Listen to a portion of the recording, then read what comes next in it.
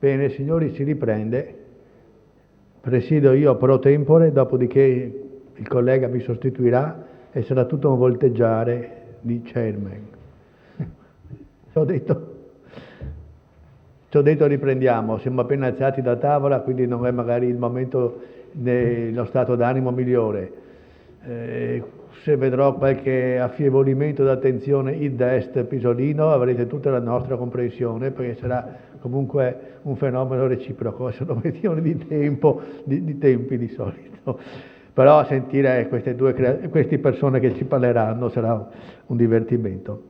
Allora, io direi iniziamo, quindi il professor Romanelli, che era previsto parlasse adesso, invece parlerà domani mattina attaccherà lui, e ci sarà quindi questa sostituzione con Pizzamiglio, che invece avremo il piacere di sentire adesso, e lui ci parlerà di occasione, encomio, moralità, cioè praticamente i sermoni di Gasparo Agozzi. Prego. Grazie. Le parole tue siano conte. Sì, sicuramente. Scherzo. A chi scorra le accurate biografia e bibliografie degli scritti a stampa di Gasparo Gozzi, premesse qualche anno fa da Fabio Soldini alla sua edizione dell'Epistolario Gozziano, non può certo sfuggire come sul versante della produzione poetica i primi sermoni pubblicati risalgano al 1750-52 e come per una loro organica raccolta stampa, codificata inizialmente nel numero di 12 ed esplicitamente intitolata Sermoni, bisognerà attendere il 1763. Ma viceversa i primi versi di Gasparo datano al 1731.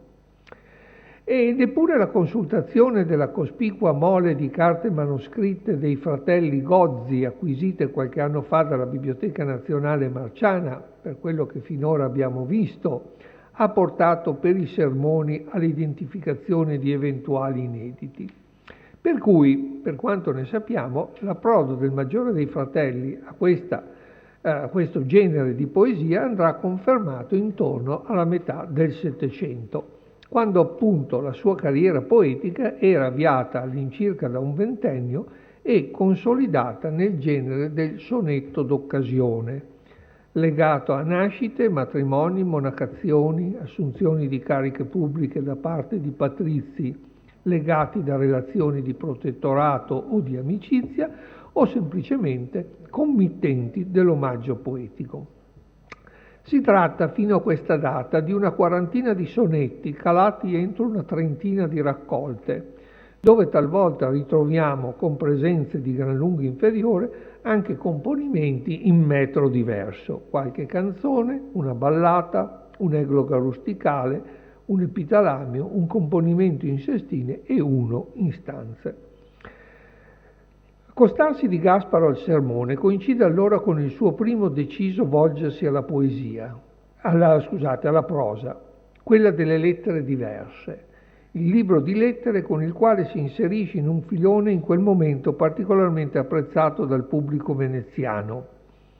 Interpretandolo, il Gozzi, come ha ben illustrato anche Marzio Mutterle, nel senso di una propria ideale autobiografia letteraria, un libro senza indice, di una esibita e disordinata plurileggibilità, che andrà però considerata in qualità di accorgimento retorico e stilistico, anziché risultato di una presunta improvvisazione spontanea e naturale, visto che in realtà, dice ancora Mutterle, al di sotto del livello più superficiale si dimostra saldamente organizzata e strutturata, rivelando un'intelaiatura che si potrebbe definire in via provvisoria ambiguamente saggistica.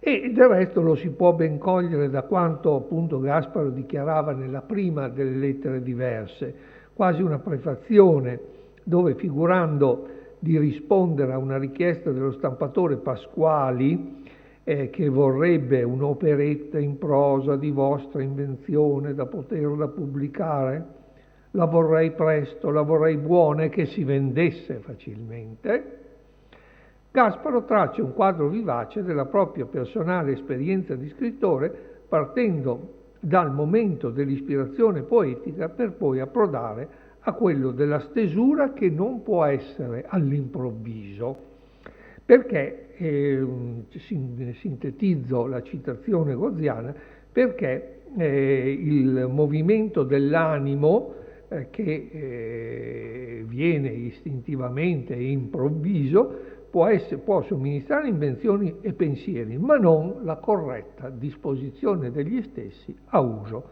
del lettore.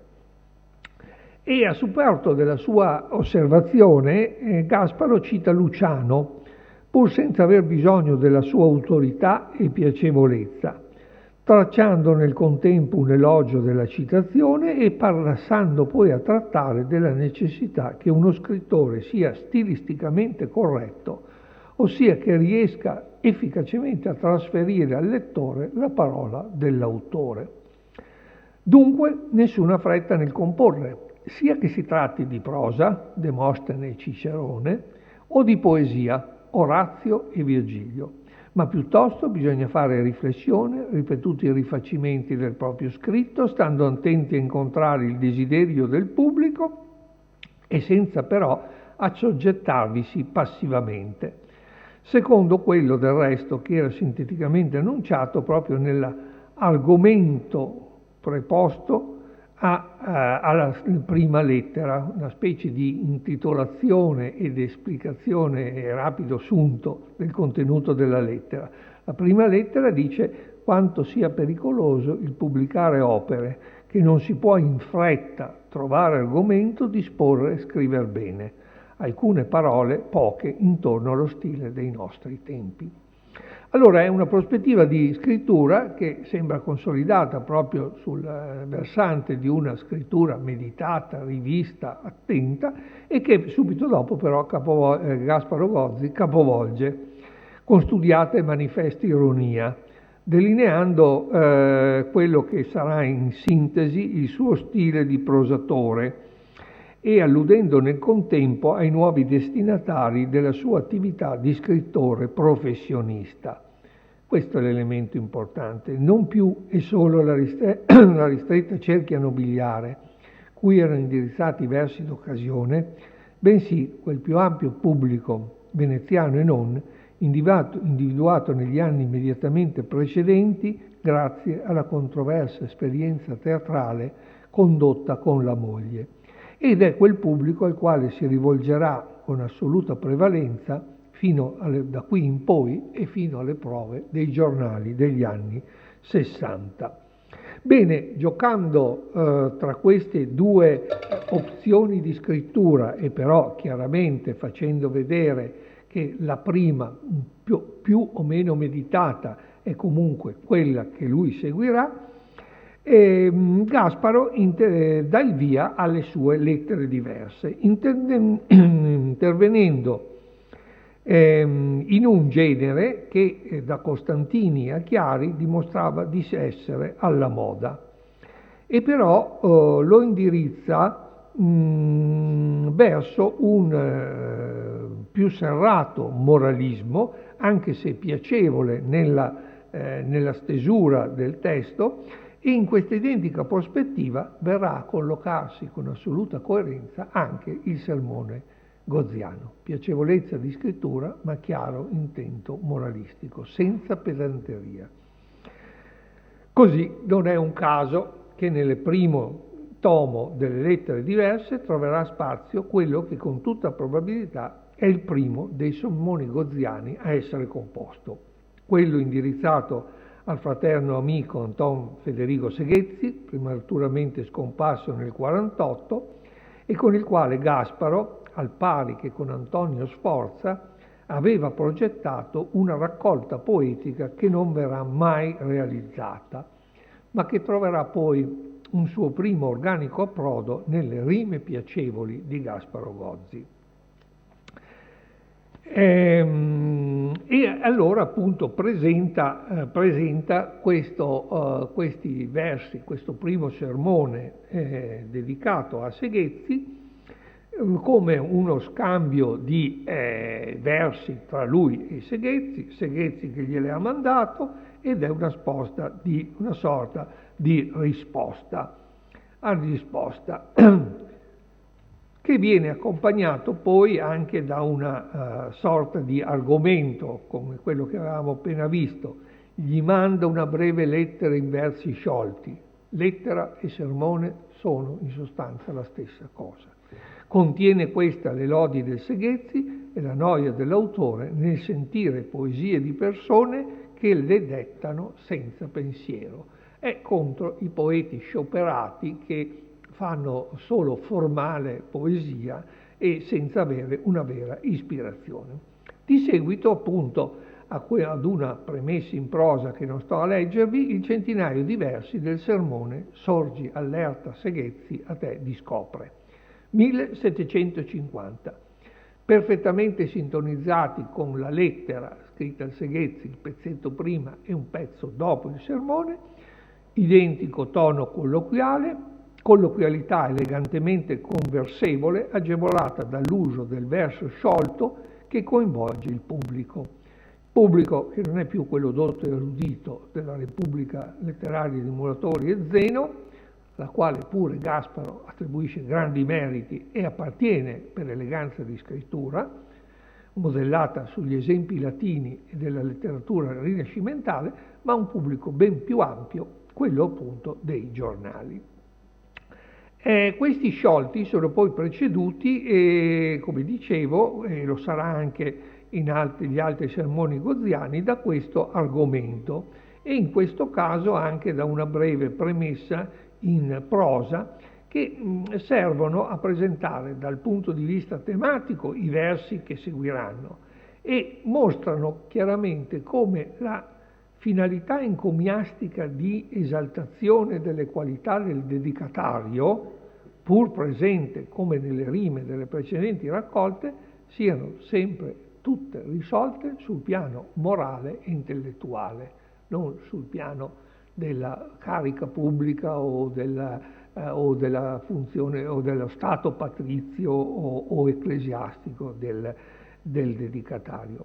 Allo stesso tempo, anche la dedica di qualche altra lettera si orienta in questa direzione e la stessa dedica dell'intero volume a Marco Foscarini travalica la consueta dimensione dell'omaggio d'occasione al patrono e viene a lodarlo, oltre che per le sue qualità politiche, per le sue doti letterarie, tale da considerarlo come ispiratore dell'opera stessa. Anche qui tralascio un po' le citazioni e su Marco Foscarini torneremo fra qualche minuto. Allora, i dettami dell'occasione pubblica che motivavano la poesia encomiastica in cui Gasparo era un indiscusso maestro sono ora sostituiti da quelli ispirati dalla conversazione letterario-filosofica su temi morali, mentre a spingerlo verso toni di discorsività tutt'altro che greve e sentenziosa contribuisce in maniera considerevole l'esperienza dei Granelleschi. Utile per il nostro caso non tanto a definire una scelta di scrittura poetica che i seriofaceti accademici volevano nel senso bernesco, quello che Gasparo tradurrà nelle poesie piacevoli, quanto piuttosto però per definire un ambito amicale e intellettuale col quale colloquiare, riportando le sue esperienze personali e rivolgendosi ad una garbata, concreta critica sociale senza rinunciare del tutto all'ironia di stampo appunto granellesco. Allora, se noi andiamo a intrecciare l'elenco dei soci granelleschi con i dedicatari dei sermoni e con i corrispondenti dell'epistolario Gozzi, vedremo che in almeno 7-8 casi rispetto ai primi 12 sermoni le persone coincidono. Sono amici personali, sono amici con i quali si scrive, sono membri dell'Accademia dei Granelleschi, sono le persone con cui c'è un dialogo intellettuale. Nel primo tomo delle lettere diverse compare solo il sermone al Seghezzi. siamo nel 1750, mentre 2 anni dopo, quando Gasparo pubblicherà il secondo volume delle lettere, assai più complesso nella sua composizione, vengono annunciati nella parte seconda del secondo tomo altri 6 sermoni, che però al momento non ci sono e invece compariranno pochi anni dopo, nel 1756, nella ristampa di questa seconda parte delle lettere, dove vengono già a costituire quasi un libro in sé, dove il sermone non è più accompagnato da pezzi di lettera né prima né dopo, ma è solo il sermone con il titoletto, l'argomento che lo accompagna. E sono allora, uno, l'abbiamo già detto, Seghezzi, altri 6, siamo a quota 7. Per dare una rapida idea, al signor Abate Adamante Martinelli, tacer non posso Martinelli quanti, ed è sui giudizi che si danno intorno ai poeti. Natura solo non fa il poeta, ma l'arte ha quella congiunta, tanto per dire dove realmente sta Gozzi. Al signor Stelio Mastraca, mentre che nel Friuli in mezzo ai monti, gli rende conto del passeggiare la sera in piazza, un momento di costume ben preciso. Al signor Pietro Fabri, se nobil donna che d'antica stirpe, parla del villeggiare. Al signor Conte Abate Zaccheria Serimani, quando aspre lingue o Serimani ascolti, lo prega a difenderlo dai censori. Bene, sempre nel secondo tomo delle lettere diverse, alla fine compare una sorta di indice ragionato di nomi e argomenti della prima e seconda parte del secondo tomo, dove i sermoni sono appunto elencati con i loro argomenti e con una chiosa accompagnatoria al primo di essi, una chiosa che ne rileva da una parte la stretta somiglianza con la lettera in prosa e dall'altra il tono satirico che li caratterizza. Questa e le 5 lettere che seguono sono componimenti che pizzicano della satira. E del resto, satira e sermone, proprio esattamente in quegli stessi anni, e naturalmente seguendo l'antico esempio oraziano, vengono a coincidere. Satira e sermone sono la stessa cosa. Giusto nel 1756 il padre Teobaldo Ceva identificava nel suo trattato, soprattutto nell'ultima delle 6 classi, in cui aveva diviso i lirici componimenti, nella 6ª classe identificava la poesia didattica e morale, collocava la poesia didattica e morale. E la 6ª classe è quella della satira e del sermone, che sono per Teobaldo Ceva esattamente la stessa cosa. E sono del resto quel genere di poesia che, secondo lui, nell'età recente aveva trovato in Menzini il suo migliore interprete.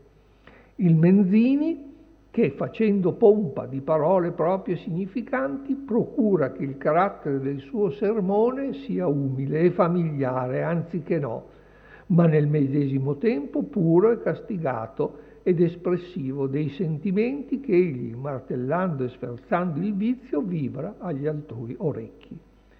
Si insinua con arte nei più cupi ripostigli dei cuori umani e, svelando gli artifizi, le trame e gli inganni, toglie così di volto all'ipocrisia, all'avarizia, all'ambizione ed a 100 altri vizi la maschera, i quali nelle loro proprie naturali sembianze comparendo svegliano in chi li mira l'odio, il riso, l'indignazione e il dispetto. Affetti tutti che gli deve aver per oggetto di muovere nei suoi leggitori e per questo va in cerca di esempi di novelle e di favole.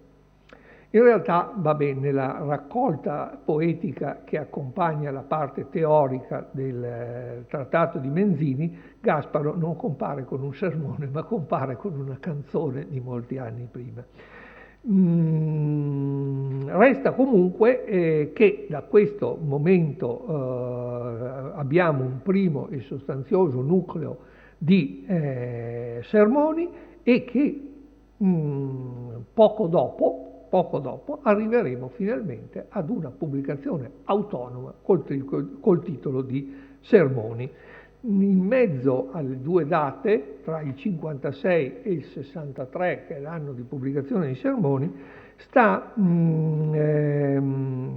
un'edizione complessiva degli scritti gozziani, quella del 58, dove già i sermoni vengono, di opere varie di Gasparo, dove già i sermoni vengono accorpati come fosse un'unica sezione. E anche qui sono accompagnati da una lunga, diciamo così, prefazione, spiegazione del loro contenuto, della loro finalità, che sono per l'appunto quelli della moralità raggiunta con una certa piacevolezza. Arriviamo al 63, per andare un po' veloce. I sermoni che compaiono nel 63 sono 12, i 7 che abbiamo detto, e si aggiungono qualche altro sermone che Gozzi, dopo il 1760, aveva scritto e incluso nel Mondo Morale 2 e uno nell'Osservatore e così via. Genere e scrittura, quella dei sermoni gozziani, che trova un immediato riscontro dal punto di vista editoriale. 63, 64 abbiamo già una ristampa, i 12 sermoni nel trionfo, attaccati al trionfo dell'umiltà. 1774 un'altra ristampa di 6 sermoni. 1781 ristampa di 10 sermoni, e arriviamo ancora nell'81. Non sto a leggervi, anche se sono interessanti, le premesse che di volta in volta gli editori o chi per loro fa a queste raccolte. Nel 1781 esce un'edizione delle satire del conte Gozzi e dell'avvocato Mattei, a Vercelli, che altro non sono appunto che i sermoni, i 12 sermoni. E naturalmente qui la prefazione dice che non è difficile giudicarli a chi abbia qualche familiarità con le satire oraziane. Di lì, via via, il canone, chiamiamolo così, dei 12 sermoni oraziani viene a dilatarsi fino ai 18 delle ristampe 7 ottocentesche. Le ristampe e la fortuna di Gozzi nell'Ottocento è notevolissima e enorme. Stamattina giustamente Pastore Stocchi ricordava Dalmistro, primo curatore di un'edizione, allievo di Gasparo e primo curatore secondo, perché in mezzo c'è la Palese, curatore di un'edizione delle opere di Gasparo Gozzi. E allora 1794, 1818, pubblicazione delle lettere familiari, poi 1821-22 le opere a Bergamo, poi 1825 nuova raccolta di opere in più volumi, raccolte da Fantozzi, pubblicate da Fantozzi, e poi arrivare al 49 con l'edizione delle opere di Gozzi di Tomaseo. Ecco, tutte raccolte dove i sermoni trovano ovviamente spazio. Ma qui, per concludere e fermarmi un attimo, almeno qualche verso di sermone, volevo fermarmi su uno che rientra nelle edizioni novecentesche e che viceversa non entra nelle edizioni ottocentesche, perché almeno fino a un certo punto, perché è un sermone che nelle varie ristampe a cui in qualche misura Gasparo in vita pone mano o perlomeno le sorveglia, non compare, e in verità è un sermone che Gasparo scrive in una precisa circostanza e che poi non pubblicherà. Ed è il sermone a Marco Foscarini.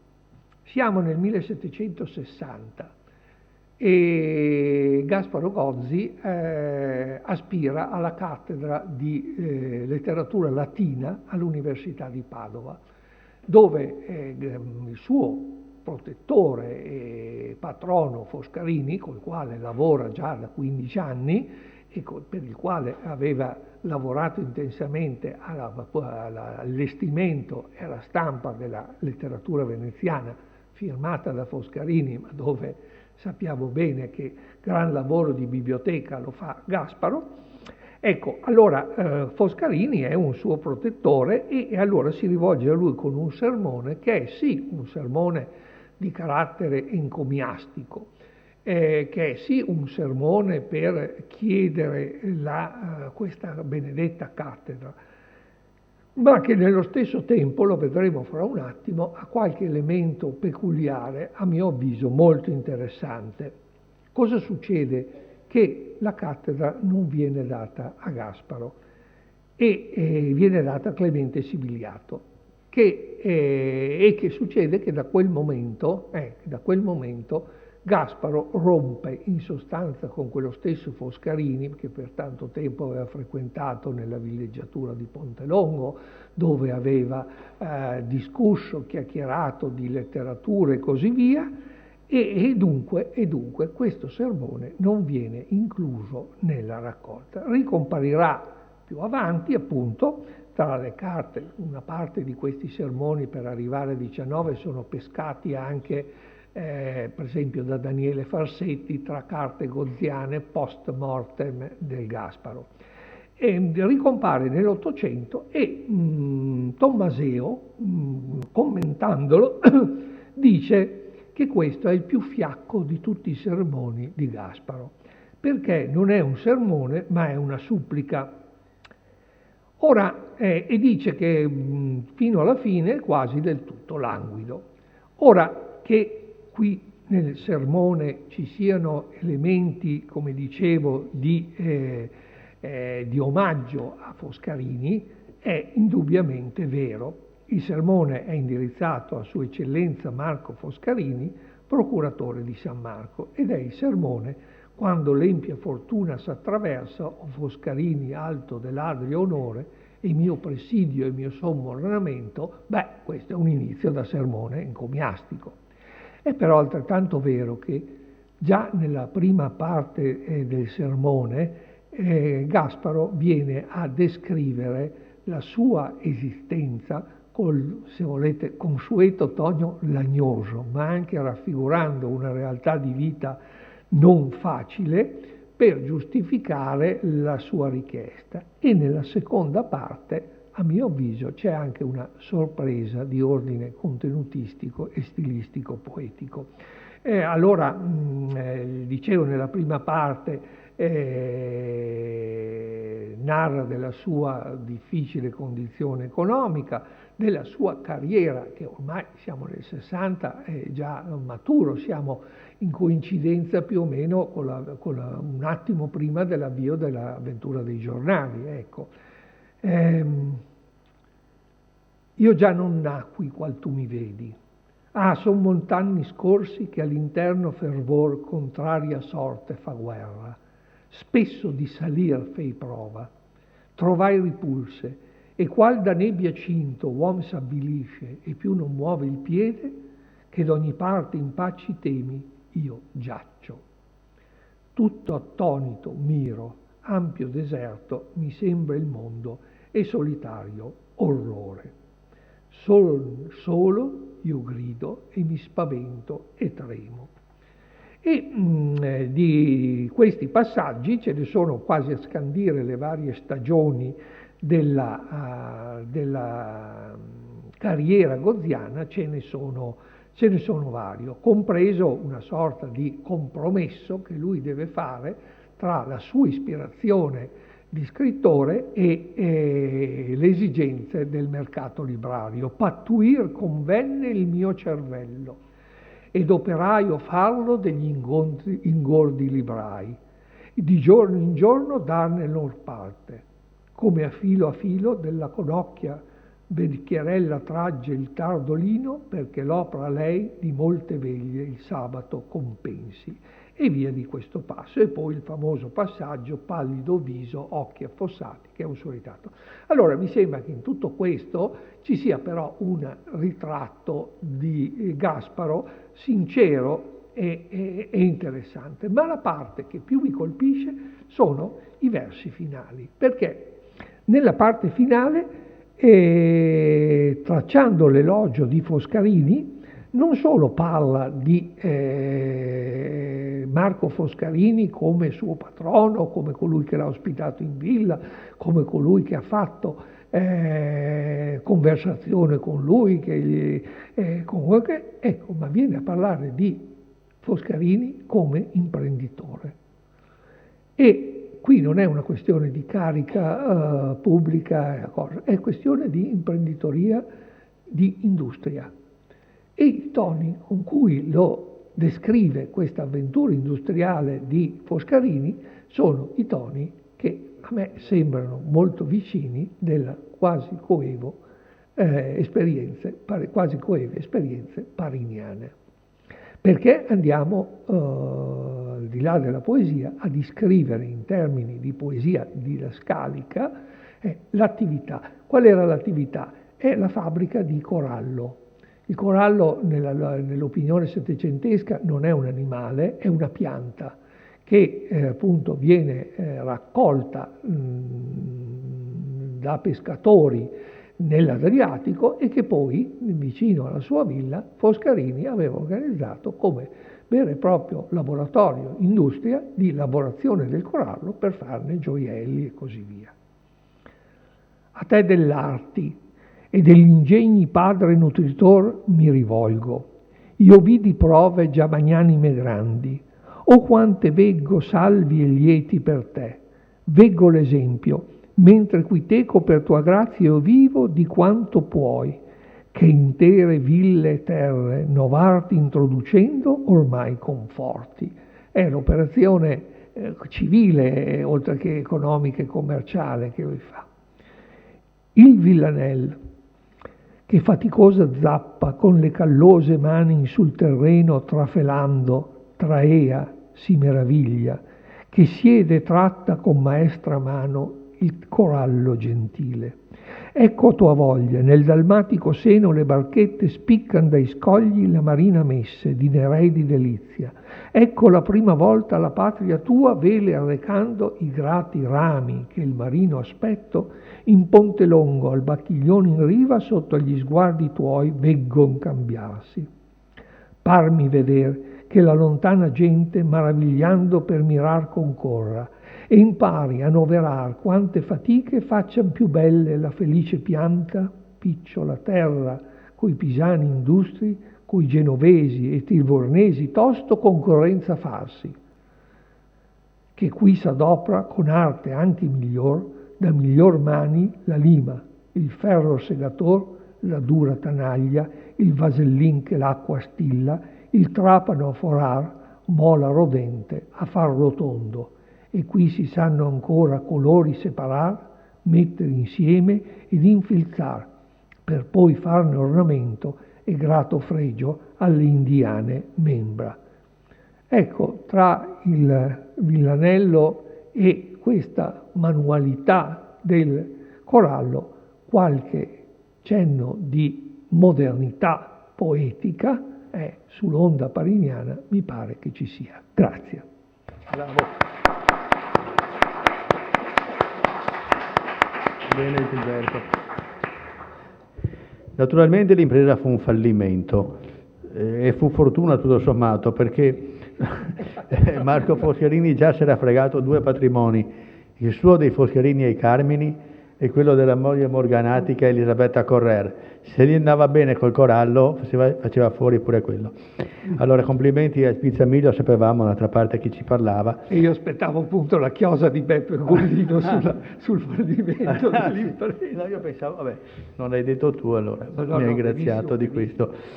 Ecco, con Pizzamiglio siamo andati in medias res, vorrei dire, nel senso che abbiamo toccato un Gozzi puramente letterato, e quindi non soltanto i risvolti teatrali e se vogliamo un attimo più, non dico superficiali, ma insomma più divertenti. Abbiamo trovato invece l'uomo, il poeta, l'uomo che fa anche un tipo di poesia non semplicissima, e che abbiamo sentito parlare che i destinatari non sono patrizi, non sono nobili, sono dei letterati, il Seghezzi, forse il Pomi, non lo so chi altri, che sono appunto quelli con cui lui meglio poteva collegarsi intellettualmente e culturalmente.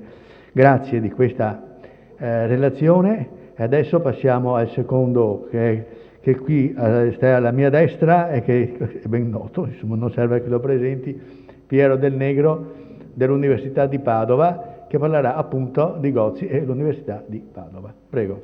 Grazie. Il curriculum scolastico di Gasparo Gozzi, così come quello dei suoi 3 fratelli che raggiunsero l'età degli studi superiori, non incluse alcun rapporto formale, e per quel che se ne sa, neppure informale con l'Università di Padova e coi suoi docenti. Dopo aver frequentato il seminario patriarcale di Murano, un collegio che era gestito dai Somaschi, Gasparo seguì i corsi di un livello che si potrebbe definire pre- o para-universitario tenuti a Venezia da Filiberto Enrico Ortolani, diritto, e da Giambattista Paitoni, geometria e matematica. Che i contini Gozzi rimanessero lontani dal Bo non deve affatto meravigliare, dal momento che, come avrebbe sottolineato un paio di decenni più tardi un altro conte, nobile di Rovigo ma nato anch'egli a Venezia, Antonio Maria Manfredini, la laurea dava sì ai giovani, cito, alcuni privilegi e qualche credito appresso il volgo e gli idioti, e consentiva anche di aggiungere al nome i titoli di dottore, di illustrissimo e di eccellentissimo. Ma in questo secolo, continuava, erano per altre tutte cose ridicole, cosicché l'italiano, vale a dire in questo caso chi apparteneva all'aristocrazia, se ne fa beffe a segno che quando abbia altre prerogative ed altri diritti o sdegna dottorarsi o se sia dottora per qualche vista di privato interesse ne aborrisce il nome e non fa uso di suo privilegio che al momento unicamente che può recargli vantaggio. Quindi divorzio quasi totale tra aristocratici e università. E la mission di Gasparo Gozzi, volendo riassumere una parola, sarà appunto quella di colmare questo iato tra le classi dominanti della società veneta e appunto l'Università di Padova.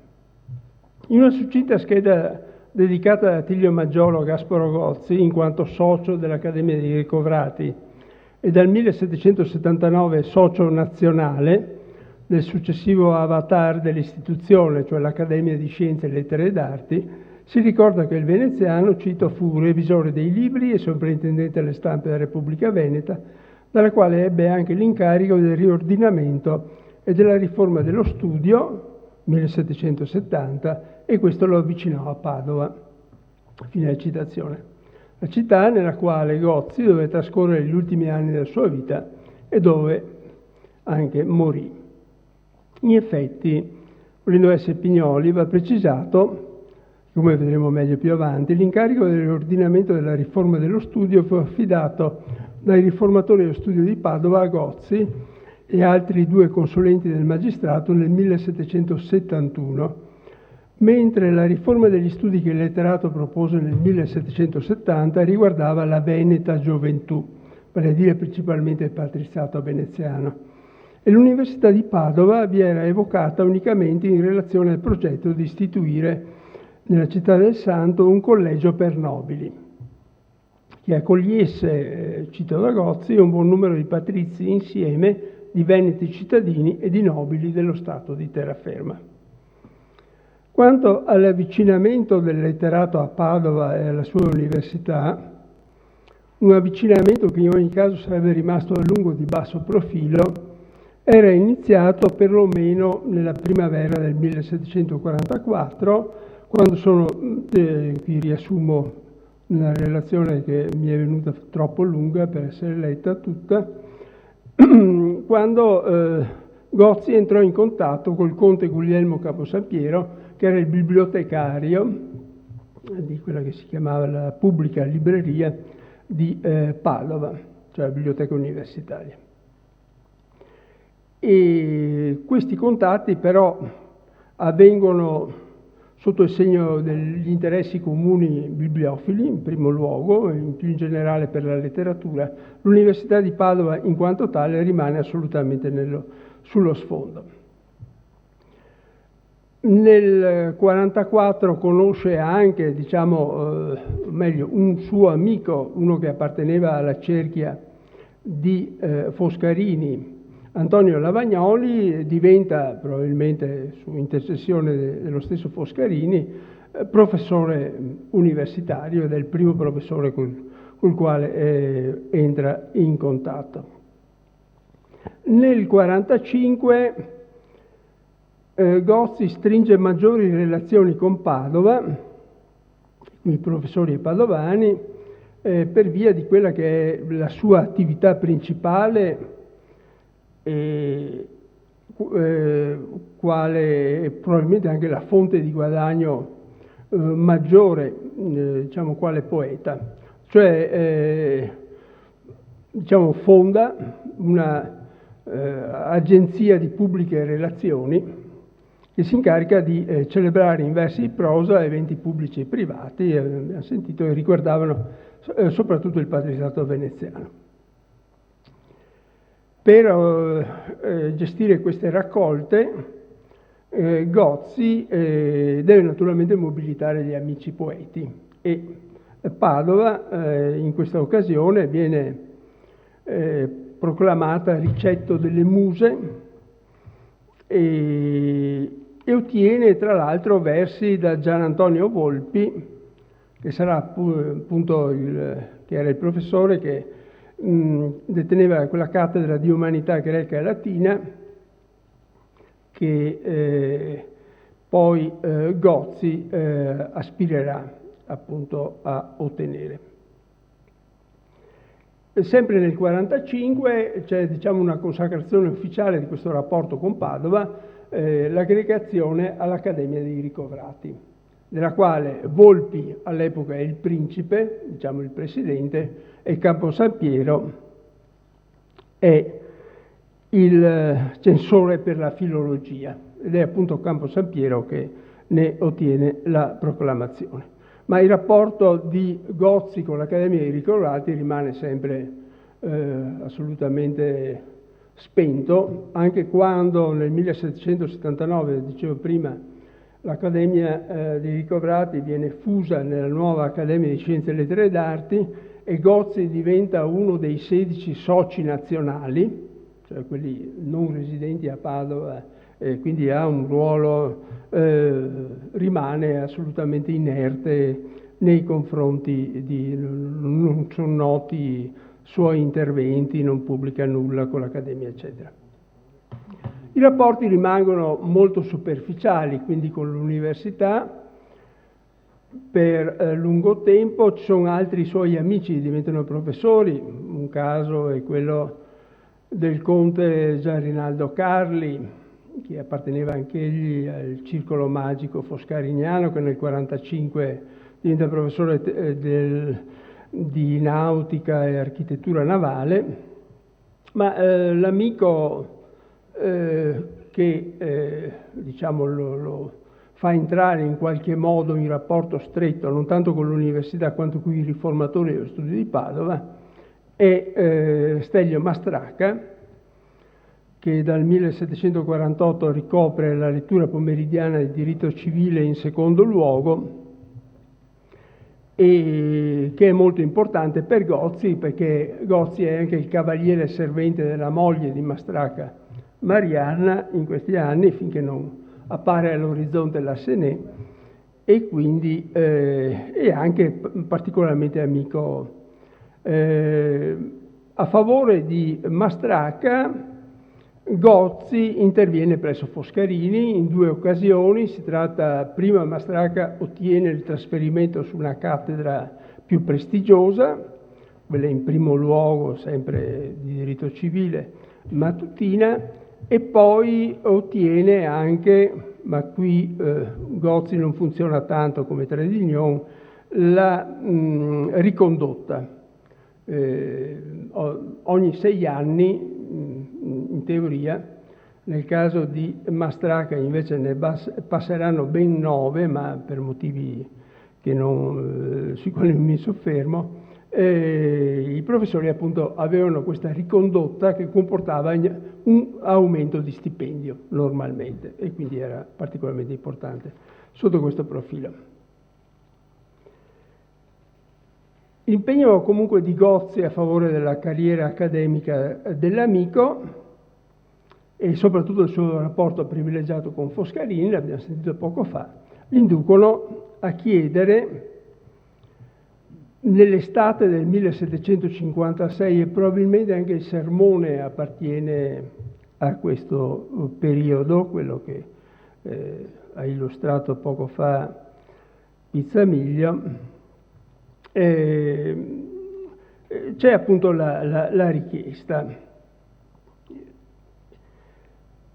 E Volpi era un personaggio che aveva grandi problemi di nervi, tanto che fino al 1740 i riformatori gli avevano concesso di tenere la metà delle lezioni che avrebbe dovuto tenere, e avanzando con l'età naturalmente non stava meglio. Nel 56 Gozzi fa, come scrive a Mastracca, qualche parola per quella cattedra a Foscarini, che si mostrò impegnato, gli promise di fare ogni suo sforzo. C'è il tentativo di Gozzi, come lui scrive, di cambiare parrucca e tabarro indossando una toga accademica, che però fallisce totalmente, nonostante che in questo sermone, ne leggo un altro pezzetto, ci sia anche una risposta anticipata alle obiezioni che potevano essere avanzate nei confronti della sua candidatura alla cattedra. Come con grave lingua dispiegar del Lazio sensi eruditi, era appunto la cattedra di umanità greca e latina. Io so che sempre all'Arno tu stil bevesti. E lui spiega, no, ma ho studiato anch'io latino, posso riconvertirmi, non c'è problema in proposito. Tra l'altro c'è sempre una nota masochista. Lui aveva già tradotto Luciano, quindi aveva dimostrato di avere una competenza in greco, e non lo dice in questo sermone, quindi è piuttosto curioso. E questo sermone, tra l'altro, dice che fama è che dotta e gloriosa lingua di spiegare le sue ricchezze usate ad alta eloquenza d'umane arti e belle in Padova d'ingegni alta maestra tacerà tosto. C'era quindi la previsione della tempestiva dipartita di Volpi. Volpi non diparte, non tace, rimane lì, e l'impegno di Foscarini a favore di Gozzi rimane un flatus vocis, anche perché dal 1757 i rapporti tra i due si raffreddano, non si trova più le villeggiature, eccetera. E quando i riformatori decidono sul finire del 1759 di trovare una soluzione all'affaire, perché Volpi appunto praticamente non insegnava più, decidono di pensionarlo, conservandogli lo stipendio, diciamo, in maniera molto onorevole, e di sostituirlo con un nuovo docente. In teoria Gozzi godeva, per quel che riguardava la sua candidatura a quel posto, di una posizione invidiabile. Foscarini era fuori dal magistrato, ma naturalmente contava ancora moltissimo. Nella terna dei riformatori figuravano i procuratori Francesco II Lorenzo Morosini e Anzalo Zuanne Contarini da Mula. Per entrambi Gozzi aveva scritto un'orazione gratulatoria in occasione della loro elezione appunto a procuratore di San Marco. Per entrambi aveva curato la raccolta, anche se nel caso di Morosini erano state 2, ma la conversione degli eventuali meriti conquistati nell'attività di pubbliche relazioni in meriti accademici non funzionò affatto. E nel gennaio del 1760 gli fu preferito quello che era stato un suo amico alcuni anni prima, l'abate appunto Clemente Sibigliato, che era protetto da una dama, si chiamava Lucrezia Corner Pisani, quanto mai autorevole, non solo perché aveva alle spalle 2 case, i Corner San Maurizio e i Pisani Santa Maria Zobenigo, che appartenevano alla prima riga del patriziato lagunare, ma soprattutto perché il suo cavalier servente, l'amante, tra parentesi con punto di domanda, era il procuratore Foscarini. E quindi che nel frattempo aveva evidentemente dimenticato quello che aveva promesso a Gozzi nel 1756. Va aggiunto, integrazione a una visione tutta politica o meglio clientelare dell'affaire, che come aveva confessato lo stesso Gozzi, lui non aveva al suo attivo opere in latino, mentre Sibiliato, pur rimanendo sempre entro i confini dell'encomiastica, aveva perlomeno pubblicato un'epistola e un'orazione in quella lingua. 2 anni dopo che era svanito dall'orizzonte il miraggio della lettura universitaria, Gozzi trovò comunque un impiego statale, anzi 2, sempre alle dipendenze dei riformatori a Studi di Padova. Nel 1762 una terminazione lo affiancò al sovrintendente alle stampe Gianfrancesco Pivati, col diritto di succedergli nella carica, e lo nominò anche pubblico revisore dei libri, lo fece entrare cioè nell'ufficio di censura che faceva capo al segretario dei riformatori. Fin dal 1734 il sovrintendente alle stampe aveva anche il compito di sovrintendere alle cose letterarie dello studio di Padova, questa è la dizione per Pivati. Nel caso di Gozzi si parla invece di materie letterarie. Non è molto chiaro cosa si aspettassero i riformatori quando avevano dilatato le competenze del sovrintendente alle stampe anche all'Ateneo Patavino. Quel che è certo è che Pivati aveva interpretato il mandato, quantomeno negli anni tra il 1737 e il 39, come se gli fosse stato affidato il compito di suggerire una riforma generale dell'università. Di qui una serie di proposte, tra l'altro molto innovatrici, che però erano cadute con poche eccezioni nel vuoto, tra quello che aveva ottenuto l'istituzione di una cattedra di fisica sperimentale e l'estromissione degli studenti dal rettorato e la loro sostituzione con dei professori. Dopo che nel febbraio del 64, morto Pivati, Gozzi aveva ricevuto in pieno la successione, i riformatori impiegarono a quanto pare parecchi anni prima di prendere coscienza del fatto che il conte avrebbe potuto o dovuto occuparsi anche dell'università. Soltanto nel 1771 gli affidarono una commissione relativa allo studio e gli affiancarono comunque 2 consulenti, il consultore iure Giambattista Bilesimo e lo storico ufficiale dell'Ateneo, nonché revisore ai brevi, Natale dalle Laste.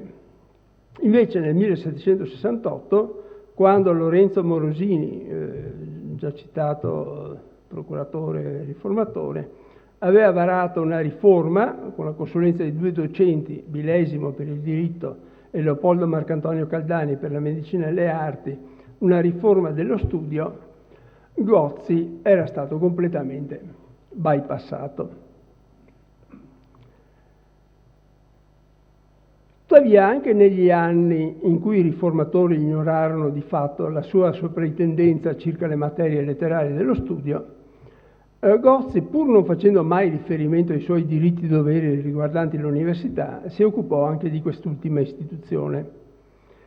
Lo fece in alcune occasioni adottando anche una prospettiva riformatrice che nel suo caso, vale a dire nel caso di un letterato dai lineamenti piuttosto tradizionali, non era affatto scontata.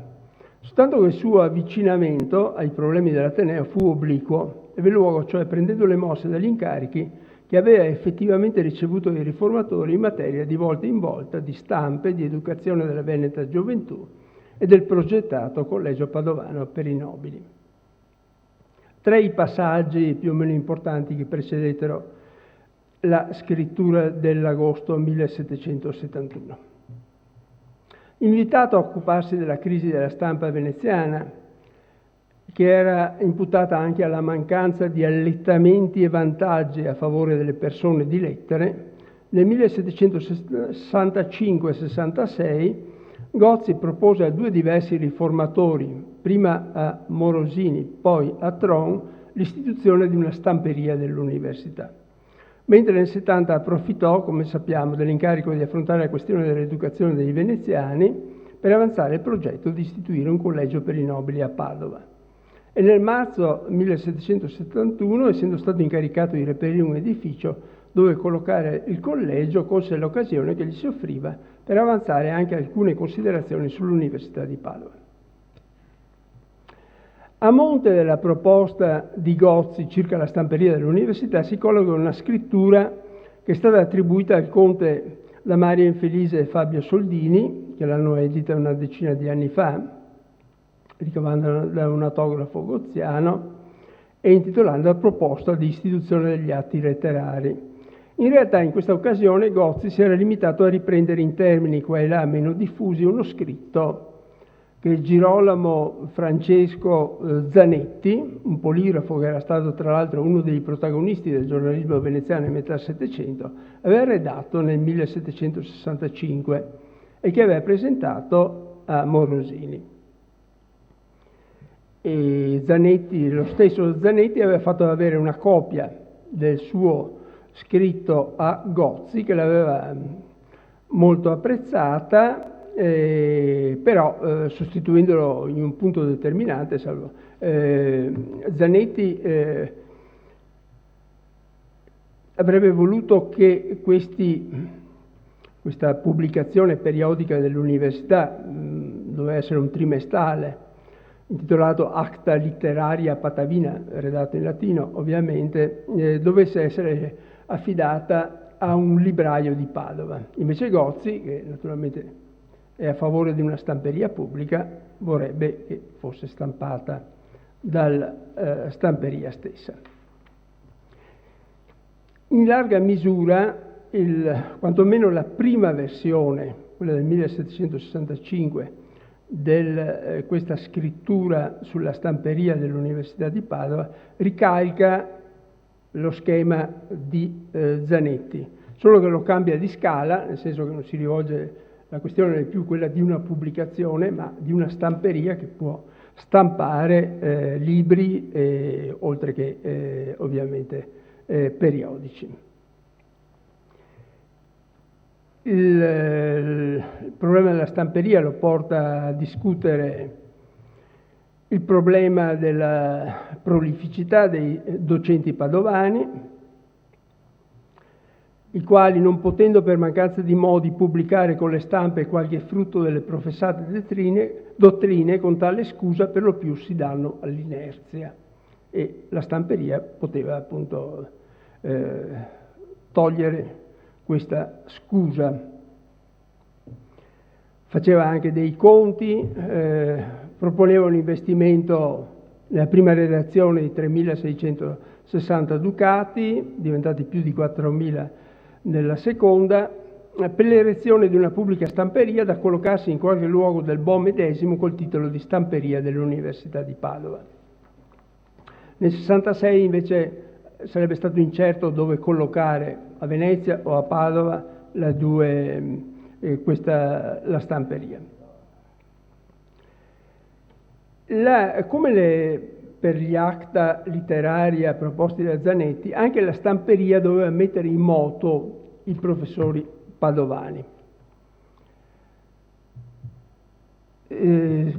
Era una specie di riforma surrettizia quella che succedeva, e quello che auspicava, perché diceva che appunto grazie alla stamperia poteva nascere una lodevole emulazione tra professori.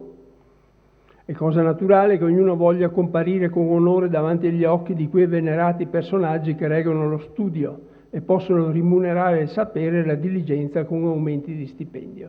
Cioè, gli iscritti potevano valere come testimonianze di capacità che potevano essere sfruttate in occasione delle ricondotte.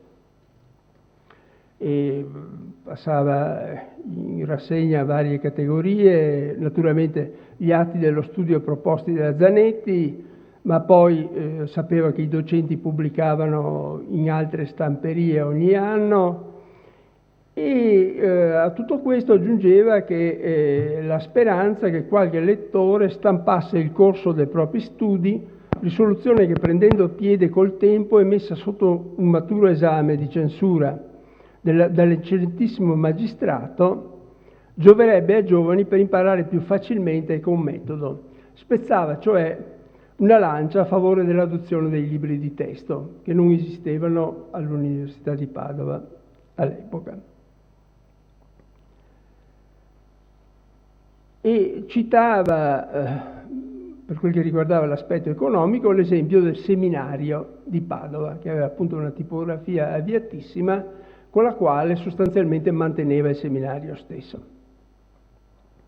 Inoltre, un altro beneficio garantito dalla stamperia sarebbe stato che, grazie agli scambi dei libri da essa stampati, sarebbe stato possibile un nobile provvedimento d'ottimi libri e corpi forestieri alla Biblioteca Pubblica di Padova e a quella di Venezia ancora, che avevano appunto, sempre nell'esempio del seminario, il seminario aveva reso la libreria di quel luogo una delle più floride che si veggano appunto attraverso il cambio librario. E anzi, la unione dell'interesse della biblioteca con quello della stamperia gli faceva proporre come bibliotecario, come sovrintendente della stamperia, il bibliotecario stesso, che era ancora, anche se per pochi mesi, Guglielmo Camposampiero, il suo amico. Queste due successive versioni della scrittura goziana non ebbero alcun successo presso i riformatori e quindi Gozzi dovette attendere fino all'estate del 1770, quando viene incaricato di redigere la più volte citata scrittura sull'educazione della veneta gioventù, per occuparsi ancora di nuovo dell'Università di Padova. La congiuntura politica negli ultimi anni era cambiata totalmente, i patrizi progressisti, tra virgolette, avevano preso chiaramente il sopravvento nel governo della Serenissima e tra i riformatori sedevano a quel momento due patrizi, Andrea Tron, con il quale Gozzi era in contatto soprattutto attraverso l'amica Caterina Dolfin, amica più di Tron che di Gozzi, in un altro senso, e Sebastiano Foscarini, che era uno dei nipoti di Marco. Ma c'era anche una prospettiva finanziaria diversa, perché l'alienazione dei beni regolari voluta dai giurisdizionalisti guidati da Tron stava facendo affluire nelle casse statali somme consistenti. E tutto ciò giustifica la nobiltà e ampiezza, sono parole di Gozzi, del disegno accarezzato, cioè vale a dire l'idea di un così compiuto collegio che eguaglierebbe in grandezza ed utilità tutte quelle accademie che fino al presente sono state erette negli esteri stati. Il problema dell'istruzione secondaria dei patrizi veneziani poteva trovare una soluzione, secondo il sovrintendente, nell'istituzione di un grande collegio di educazione sulla falsariga dei maggiori seminari a nobilium dei Gesuiti, che citava appunto espressamente Parma, Bologna. Però ovviamente non si trattava di impartire un'educazione clericale, ma un'uniforme formazione laica rispettosa della tradizione politica marciana. Gozzi pensava a un luogo nel quale appunto patrizi, veneti cittadini, nobili dello stato della terraferma fossero ammaestrati sotto un'uguale istituzione diretta interamente dallo spirito delle leggi del Principato, quindi Stato al posto di Chiesa. E affermava che questo collegio renderebbe assai più universali le consuetudini del Serenissimo Dominio, legherebbe fra quegli ordini diversi con più forti vincoli la stima e l'affezione scambievole che nasce e si nutrisce in quella continua pratica giovanile e per conseguenza sempre più s'assolderebbe la pubblica autorità. Inoltre c'era anche una nota critica nei confronti dell'educazione patrizia: l'uguaglianza del vivere instillerebbe nei patrizi quello spirito di moderazione che tanto nelle aristocrazie era raccomandato. E c'era un versante eversivo in questa proposta, perché mettere insieme le tre classi dirigenti, una sovrana, il patriziato veneziano, l'altra, i veneti cittadini, erano in realtà le famiglie cittadine originarie veneziane capaci di concorrere alla cancelleria docale, cioè l'alta burocrazia marciana, e poi l'aristocrazia suddita della terraferma. Mettere insieme queste tre era una proposta che poteva avere degli effetti dirompenti sul piano della politica, quando sostanzialmente spostava il baricentro dalla città-stato, dominata da un'aristocrazia ereditaria, ad uno Stato regionale, tra virgolette, basato sulla collaborazione tra le diverse componenti militari, componenti nobiliari.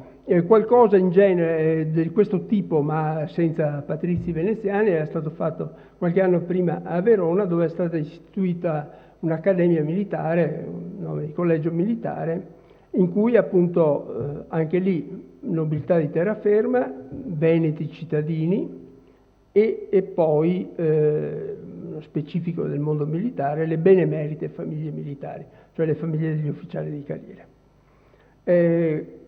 Questo però, la proposta goziana era molto più dirompente, perché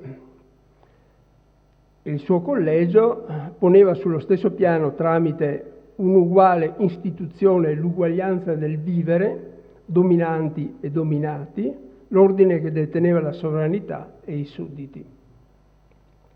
Sede di questo collegio doveva essere Padova. Si faceva preferire per tutta una serie di motivi, tra i quali il fatto che ci fosse una università. E questo collegio avrebbe, tra l'altro, portato a un sensibile aumento degli scolari nobili di terraferma. Come aveva ricordato Manfredini, pochi giovani nobili frequentavano l'università, e secondo Gozzi era perché i loro genitori non volevano affidarli ad un albergo casuale senza sopracapi che veglino sulla loro condotta, alla descrizione di amicizie di ogni qualità e a tutti quei rischi ai quali può concorrere la giovinezza lasciata in balia di se stessa. Invece il collegio avrebbe potuto appunto ovviare a questi inconvenienti e attirare anche, oltre al patriziato, anche l'aristocrazia suddita a Padova e dare. E nello stesso tempo avanzava anche l'idea di unire lo studio dell'università a quello del collegio, cioè di prevedere un'educazione secondaria che sfociasse in quella universitaria. Avrebbe voluto, in questa prospettiva, una regolazione della didattica universitaria, voleva che si attenesse ai più approvati sistemi, vale a dire introdurre sostanzialmente i libri di testo. Si aspettava una reazione da parte dei professori, cioè, avrebbero affermato che in questo modo sarebbe stata lesa, attraverso i libri di testo, la libertà di filosofare, la famosa libertas philosophandi, ma replicava in anticipo il soprintendente: trattandosi di un corpo di maestri, questo nome di libertà è una chimera, che serve in generale a non fare uno studio profondo ed a formarsi uno zibaldone dei pensieri altrui, i più strani e meravigliosi, presi senza ordine da più capricciosi scrittori, per farne parata nelle pubbliche lezioni, senza appunto mirare il sistema intero della dottrina che insegnano, bastando loro di connetterli in modo che ogni quotidiana lezione di per sé apparisca tutto ad un pezzo della cattedra ingegnoso il lettore. Va tenuto conto che si riferiva alle lezioni pubbliche che erano tenute in latino e che il professore doveva tenere senza carta, cioè solo affidandosi alla memoria, con tutta una serie di conseguenze che molti critici dell'università hanno. Quindi invocava l'autorità del principe. Il principe doveva imporre in ogni professione ai lettori quei sistemi che sono giudicati i meglio ordinati e accreditati dalle nazioni per insegnare. L'obiettivo era quello di una modernizzazione dell'università che nel testo di Zanetti e in quello che Gozzi aveva ricavato, trasferendo il discorso, come sappiamo, dagli acta literaria alla stamperia, era ancora una modernizzazione dolce, cioè senza che ci fosse un espresso comando dei riformatori, ma incitando all'emulazione, eccetera, eccetera. Questa volta invece si pronunciava a favore di una regolazione imposta dall'autorità del principe. Si riconosceva, non solo in questo caso, in quella versione del dispotismo illuminato in salsa lagunare che era impersonata in modo particolare da colui che era diventato il suo principale punto di riferimento tra i riformatori, il procuratore Tron, il quale non a caso era soprannominato El Parón. Anche quando affrontava la questione delle spese per la fondazione e il mantenimento della fabbrica adesso collegio, Gozzi avanzava delle proposte che in questo caso andavano a incidere sull'assetto finanziario dello studio. C'erano i beni naturalmente strappati agli ordini religiosi, ma anche avrebbe voluto che i capitali depositati presso i procuratori di San Marco allo scopo di finanziare alcune borse di studio all'epoca solo in teoria destinate a studenti universitari fossero utilizzati a beneficio della nuova accademia. E così anche i collegi che c'erano, che erano fatti d'uso ristretto e poco vantaggiosi, era meglio ridurli sempre a beneficio della nuova accademia. In altre parole, il Collegio Padovano per i Nobili doveva assorbire anche le magre risorse assistenziali di cui beneficiavano gli scolari dello studio. Interpretando alla rovescia il programma di Robin Hood, Gozzi proponeva di favorire i ricchi aristocratici, comunque il patriziato veneziano, a spese della middle class suddita che frequentava l'università. Forse fin dalla fine di febbraio, certamente agli inizi di marzo del 1671, Gozzi si recò a Padova per esaminare qual potesse essere il luogo meglio ordinato e più opportuno da introdurvi l'istituzione del meditato Collegio dei Nobili.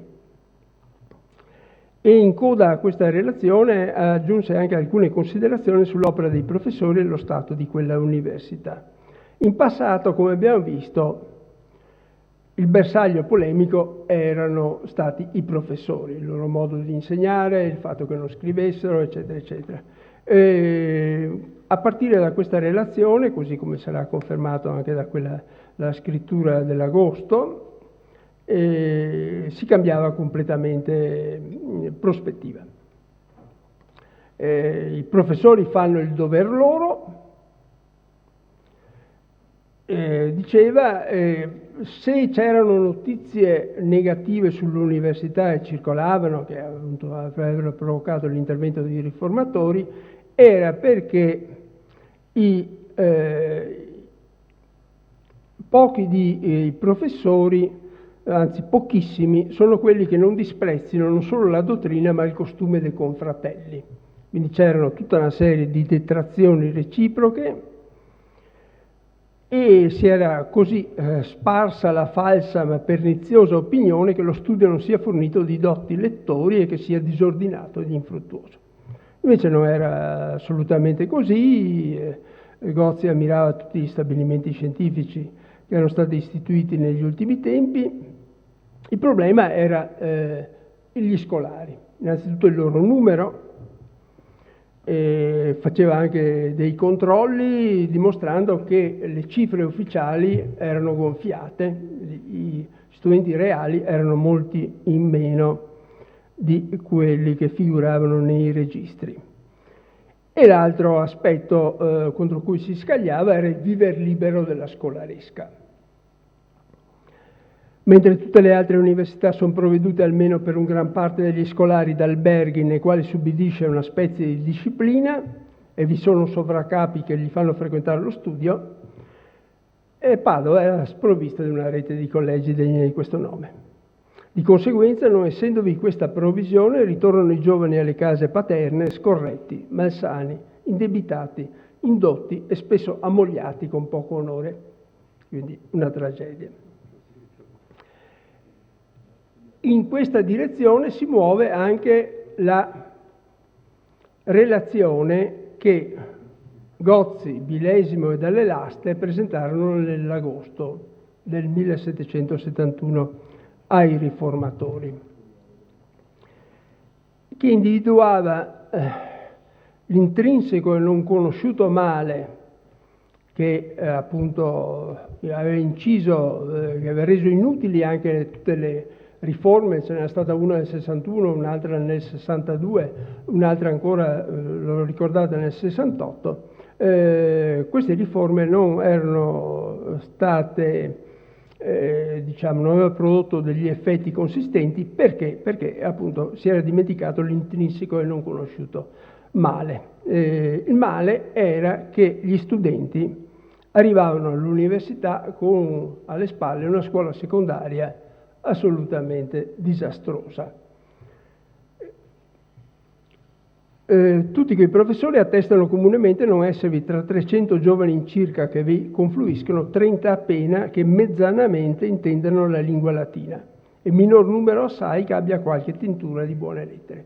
Quindi qui l'assoluta inefficacia della didattica universitaria. Bisognava appunto riformare l'educazione secondaria, metodi scorretti e infruttuosi, con ostinazione tenuti, pessimi libri elementari, eccetera, per poter avere degli studenti degni di questo nome. L'altra questione che riguardava anche questa era la durata dell'insegnamento. Naturalmente ritornava il discorso del Collegio dei Giovani Patrizi, che doveva servire da modello anche per le altre scuole della terraferma, e l'altro problema appunto sul quale insistevano era il calendario accademico, che in teoria dovevano essere 28 mesi, in realtà vacanze e consuetudini accademiche varie li riducevano a soli 10, quindi in 10 mesi era impossibile che gli studenti imparassero qualcosa, soprattutto non capendo la lingua delle lezioni e tutto quanto. La soluzione era appunto quella, diciamo, di una riforma generale dell'istruzione secondaria e dell'introduzione libri di testo e esami di fine anno, che non, in uso nei collegi, ma non... Sì. Di queste proposte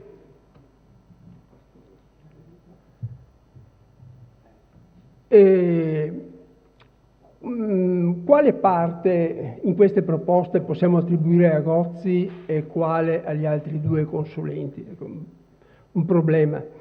Dal punto di vista editoriale, la scrittura è sempre stata inclusa tra le pubblicazioni di Gozzi, sia quando è stata inclusa negli scritti curati da Tommaseo, sia quando è stata pubblicata in un opuscolo a sé stante. Ma è difficile che fosse in grado di affrontare tutta una serie di problemi tecnici che appunto la scrittura affrontava. E quindi credo che si debba riconoscere almeno, diciamo, due poli all'interno di questa scrittura. La parte di Gozzi, sia Dalle Laste sia Bilesimo, prima di questa scrittura, avevano inviato ai riformatori vari progetti di riforma dell'università, ma tutti su questioni singole. Bilesimo in particolare nel 1768 aveva preparato il piano di studi per le discipline giuridiche. E l'unico dei tre però che aveva dimostrato una visione complessiva dei problemi, come abbiamo visto lo spostamento del baricentro dall'università alle scuole secondarie per una riforma dell'università, era Gozzi. E quindi a Gozzi credo che si debba assegnare l'impianto complessivo, diciamo, lo sguardo sistemico che gli altri due non avevano dimostrato di avere. Gozzi certamente tutto il discorso sul Collegio Nobile di Padova, sull'educazione secondaria, ma anche la critica delle elezioni pubbliche torna tale quale quella che lui aveva avanzato nel 70, cioè che sono appunto capricciose, eccetera, eccetera. Invece Billesimo certamente influì sulla redazione, intanto il nuovo calendario, quello poteva soltanto un ex professore. Billesimo era all'epoca consultore in iure, ma era stato per 12 anni professore dell'università e ne conosceva appunto i meccanismi piuttosto complicati. E così lo stesso discorso si può dire per esempio delle lezioni private, cioè quelle lezioni che dovevano tenere i professori nelle loro case, che i consulenti dei riformatori invitavano a continuare a fare nelle case, non trasportarle al BOC come invece si aveva fatto con la riforma del 1761. Diciamo una scelta, se vogliamo, reazionaria, tra virgolette, che però veniva giustificata, penso da Billesimo nel corso della scrittura, con tutta una serie di motivi tecnici non secondari. L'introduzione dei libri di testo era un'esigenza molto diffusa, quindi è difficile attribuirla a qualcuno, e questo vale anche per gli esami di fine anno, che naturalmente sono copiati dai.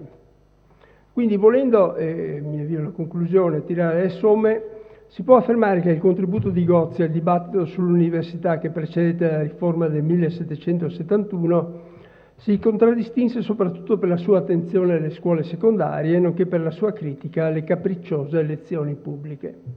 Anche se probabilmente non diede un apporto decisivo all'adozione di quelli che egli stesso considerava i due punti principali della riforma, vale a dire testo ed esami, ebbe comunque un ruolo importante per i suoi interventi a favore di un'educazione laica e disciplinata, in perfetta sintonia con la versione veneziana del dispotismo illuminato, impersonata, come sappiamo, da Tron. Dopo l'approvazione della riforma, il sovrintendente delle stampe si spogliò della sua competenza circa le materie letterarie del Bo. Come scrisse a Caldani nel gennaio del 1772, nell'estate precedente aveva comunicato ai riformatori il suo parere intorno a ridurre cotesto studio utile. Se i riformatori gli avessero fatto l'onore di ricercargli qualche cosa, li avrebbe ubbiditi con quella schiettezza che aveva adoperata sempre, ma per quel che lo riguardava non avrebbe aperto mai bocca, in quanto la sua ispezione era quella dell'impazzare con i librai, non con gli studi. In realtà negli anni successivi Gozzi impazzerà in più occasioni anche con gli studi, ma i suoi interventi riguarderanno i piani inferiori dell'educazione, dalle scuole pubbliche chiamate a rimpiazzare i collegi dei gesuiti alle scuole dei sestieri. Sull'università non aprirà mai più bocca. Grazie.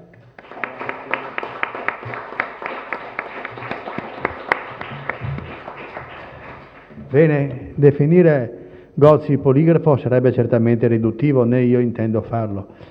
Abbiamo visto però oggi, stiamo vedendo e vedremo dopo e domani ancora più Gozzi, cioè un uomo estremamente versatile che passa dal teatro, poi il Pastore Stocchi parla del vetro, addirittura la musica, il gazzettiere questa mattina, e adesso vediamo l'uomo di profonda cultura con i sermoni e l'uomo che riesce a ideare un sistema di istruzione pubblica che va dalle elementari all'università. Piero Del Negro ci ha portato per mano a ripercorrere le tappe puntuali di questa programmazione che solo in parte si realizza e che forse troverà i suoi esiti migliori proprio nel sistema scolastico inferiore. Ecco, l'università sarà solo marginalmente toccata, però si aboliranno cattedre come la storia del diritto feudale, vero, altre cose, quindi qualcosa si farà anche là. Bene, a questo punto facciamo un break per il caffè, e dopodiché riprenderemo, toccherà al collega Pizzamiglio prendere il mio posto, e riprenderemo appunto con Mario Pastore Stocchi, e poi più tardi avremo invece Anna Laura Bellina con il teatro musicale. Prego. Bene.